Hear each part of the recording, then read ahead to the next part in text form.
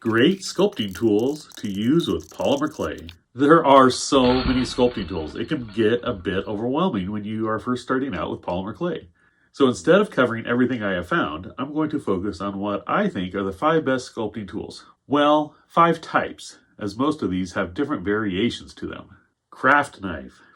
For most of my projects, I use a metal bladed craft knife. These blades are replaceable, and it works great to cut your clay into sections or carve excess clay off of your sculpture. If you're using a silicone mat, be sure to cut your clay on a different surface so you don't damage your mat.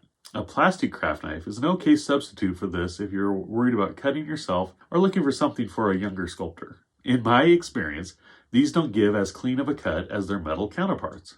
Plastic roller. Plastic rollers are great to help soften clay or roll out a flat piece of clay. Avoid wooden rollers as these can be porous and harder to clean. Ball tool. Ball tools come in various sizes and is my absolute favorite sculpting tool. It works for making eye sockets, mouths, and you can use smaller ones, sometimes called dotting tools, for nostrils and belly buttons.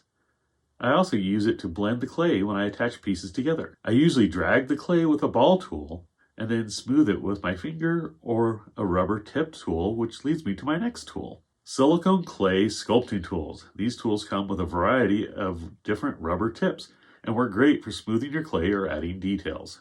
Needle tool. This is another versatile tool. You can use it to poke a hole through your sculpture if you need to add a wire, like I do with my monsters, to help support their arms. It can also be used to add a texture like fur. I also use it often to pick up really small pieces that I just can't grasp with my fingers. Sometimes this will leave a small indentation which can easily be smoothed out after it's attached. If you're already sculpting with polymer clay, what are some tools you like to use? Be sure to leave it in the comments down below.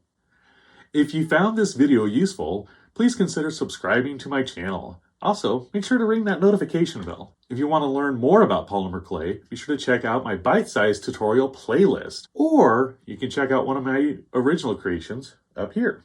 If you have any questions about polymer clay, be sure to leave them in the comments down below. All right, well, thank you so much for watching, and remember, never stop creating. Bye.